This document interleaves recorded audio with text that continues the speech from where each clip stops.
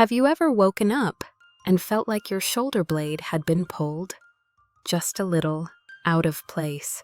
It's not a sharp pain, more like a dull ache, deep, heavy, lingering.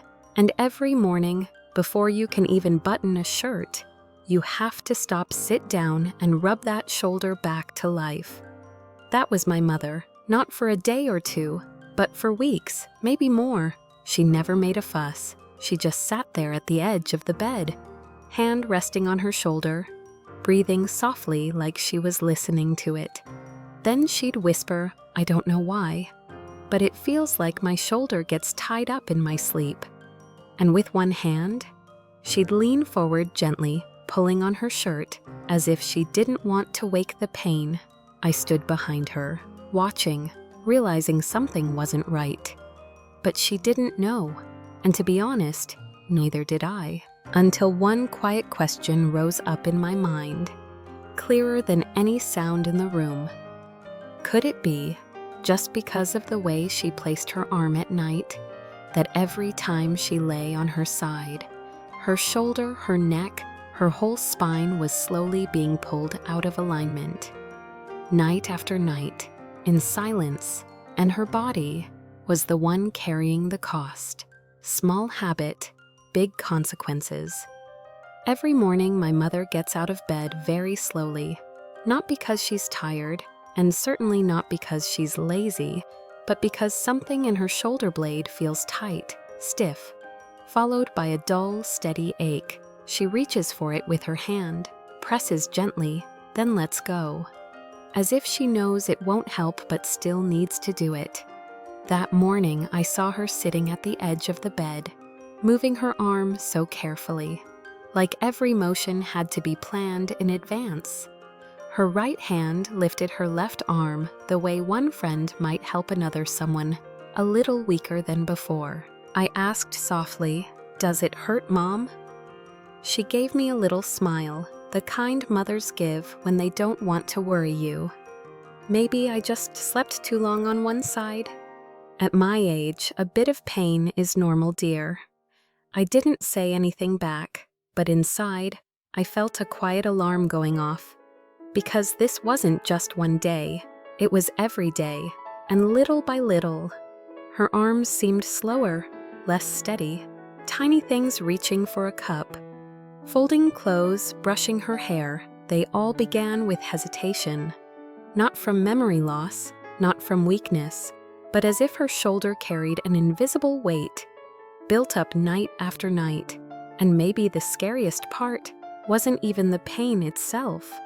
It was the feeling of, I'm starting to lose control over my own body. I didn't want to guess anymore, so I reached out to someone who'd know. Dr. Ann Rhodes, a physical therapist who's spent over 20 years helping older adults, especially those who struggle with sleep and joint pain. The moment I described my mom's symptoms, she nodded gently. Then she said something that made it all click.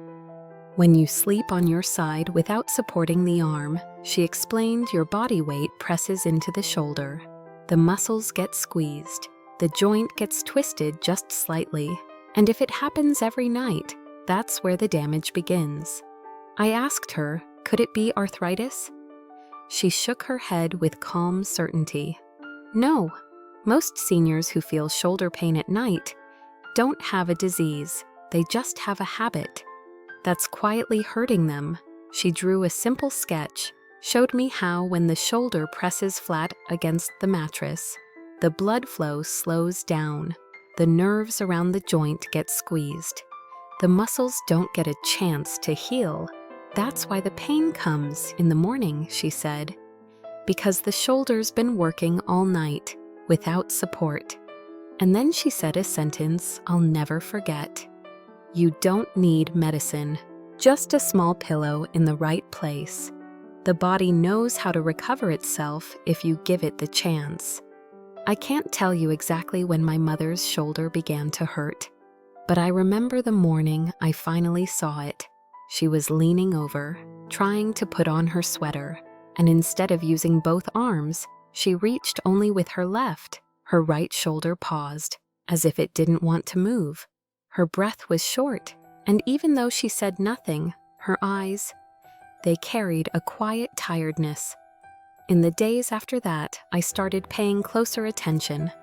Each morning she'd wake up slowly, sit at the edge of the bed, and place her left hand gently on the right shoulder. She didn't groan, didn't complain, but I began to notice the small things.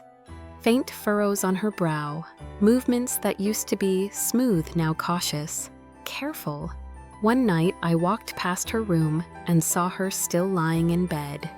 The nightlight was still on, glowing faint and gold. She was on her side, right arm hanging down, shoulder pressed hard into the mattress with nothing underneath to hold it. Her whole upper body was resting on that one small joint, as if it had to carry everything alone. And right then I remembered what the doctor had told me. If you repeat the wrong posture every night, the damage doesn't come loudly. It comes quietly, over time. And in that moment I understood. This isn't just aging. This isn't weakness. This is her shoulder, enduring something night after night while no one was watching. First time trying a small adjustment. That night, while Mom was folding her blanket, I walked in quietly, carrying a small pillow. The kind you'd use for reading, just enough to rest an arm or a back. I didn't say much, just stood beside her and gently asked Mom, "Do you want to try placing your arm on this tonight? I've noticed your shoulder gets really pressed every time you lie on your side." She looked at me, paused for a moment, then replied the way mothers often do when they're used to enduring something. "I've always slept like that, dear. But well, no harm trying. Let's see." I helped her position the pillow under her arm, right where I'd seen her shoulder sink the night before. Then I folded a soft towel, tucked it beneath the back of her shoulder just enough to keep it from falling into the mattress again. The room grew still, only the amber glow of the nightlight remained. No TV, no phone, just the gentle swish of curtains in the quiet. That night she didn't toss and turn. I sat just outside her door, listening to her breathing, slow, soft and even, like a calm tide. For the first time in weeks, her voice didn't call out to me at 3 a.m. The next morning, she looked at me, her hand still resting on her shoulder, but her face more at ease. "It's still sore," she said quietly, "but softer than yesterday." It wasn't a miracle, but it was something, a sign that when we begin to gently notice and adjust just a little, the body, even an aging one, begins to trust again. Subtle change after a few days. 3 days went by, and each morning I quietly watched how my mother stepped out of her room. No more stiff arms, no more gripping the shoulder like something might fall apart inside. One morning, she even lifted her shawl and lightly draped it over her right shoulder, something she used to avoid because the weight would make her wince. Then on the 4th day, I was making tea in the kitchen when she walked in behind me, calm, steady. She reached for her cup, left hand on the kettle, right hand holding the cup, no trembling, and as she stirred her tea slowly, she looked up and said, "You know, I slept till almost 6 yesterday, didn't wake up at 3, like usual." Her voice carried a soft surprise and a little bit of wonder. I didn't say anything back, just smiled, and felt something quietly warm rise up inside me. A small change, just a pillow under her arm. That's all it took to shift something deeper. And from that night on, she kept the habit. She folded the towel herself, adjusted her posture before turning off the light, like a small ritual, just like how she once taught me to tie my shoes when I was little. Now she was learning how to tie back her own sleep, to hold herself with just enough care so the night could hold her too. Caring for the shoulder is also caring for sleep. Sleep experts often say sleeping posture is the silent language the body sends to the brain every night. And over time, that language becomes louder, especially when something isn't right. For older adults, sleeping on the side is common. But when the arm isn't properly supported, the weight of the body begins to pull directly on the shoulder. Hour after hour, the joint is pressed downward. The muscles strain quietly in the dark, and the shoulder without help starts to resist, then wear down. As we age, our shoulder joints naturally lose some of their flexibility. The soft, padding cartilage thins out, and what used to feel fine at 40 now brings discomfort at 70. It's not that sleeping on your side is wrong. What's wrong is letting the arm hang with nothing to support it.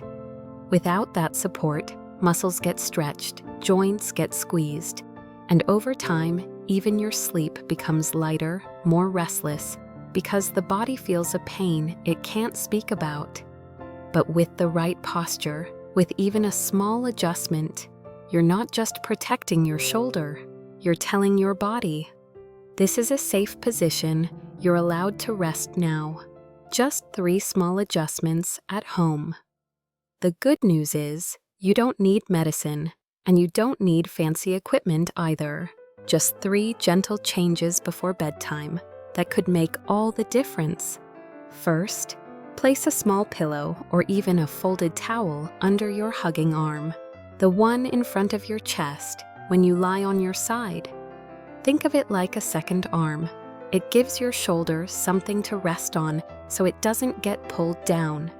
It keeps the joint in line and helps your body relax more naturally. Second, use a thin pillow under your head. Or better yet, a small cervical support pillow.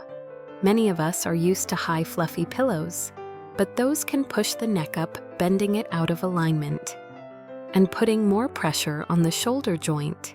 A thinner pillow helps the neck, shoulder, and spine stay in one smooth line, like a quiet stream flowing without tension.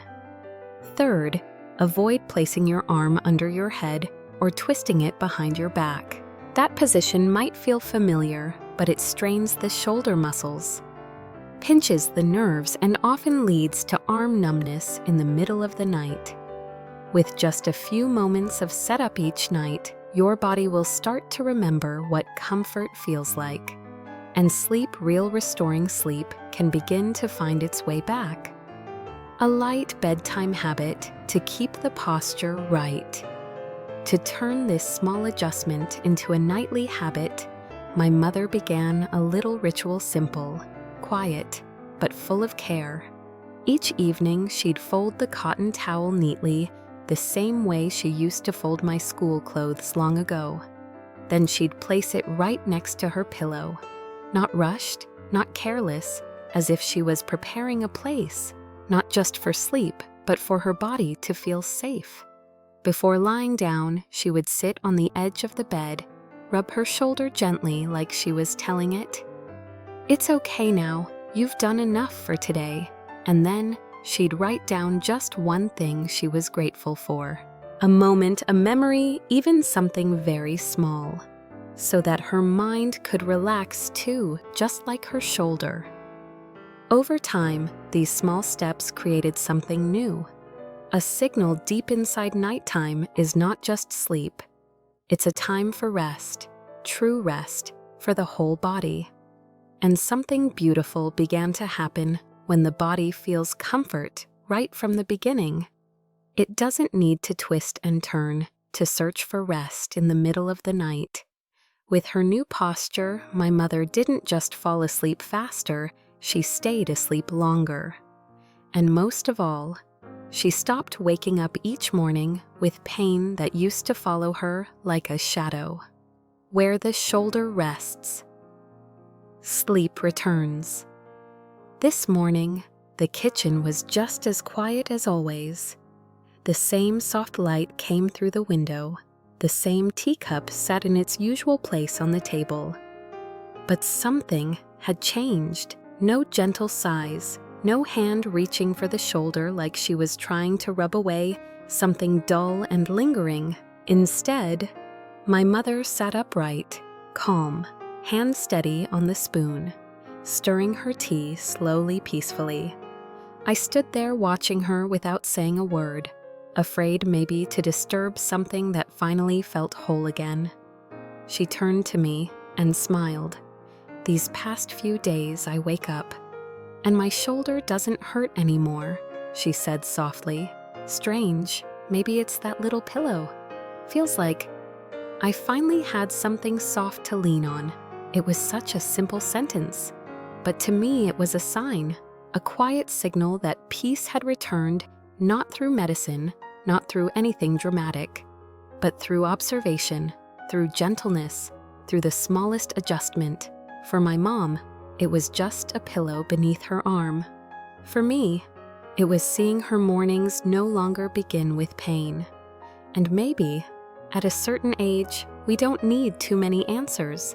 We just need someone to notice, to care, to make the corner of the bed a little cozier, to offer a way of sleeping that lets the shoulders and the heart truly rest. Maybe you too have woken up with your shoulder feeling like someone pressed down on it all night. Or maybe you've noticed that every morning the arm underneath feels sore, hard to move, and you don't know why. Maybe you thought it was just aging, that your body was simply getting weaker, and that pain was something you had to accept. But what if it's not? What if it's just the way your arm is placed when you lie on your side? What if your shoulder isn't failing you? It's just been holding on too tightly with nothing to lean on. If tonight you try placing a small, thin pillow under the arm you hug while sleeping, if you allow your shoulder to rest instead of gripping or bearing weight all night, who knows? Maybe tomorrow morning you'll wake up and feel something lighter. Not a miracle, not perfect, but maybe you'll whisper to yourself, it hurts less than yesterday. And sometimes a little less pain is all it takes to make the whole day feel more manageable, more hopeful, enough for you to believe. Sleep hasn't left you. It's still there waiting for you to treat your body with a bit more kindness, a bit more care. So tonight, a pillow under the arm, a long, quiet breath, and a small belief that healing is still possible. And if you try it, and you feel something change even just a little, come back here. Tell me what happened. Because somewhere out there, someone else might be waiting too. And maybe your story will help them take their first small step.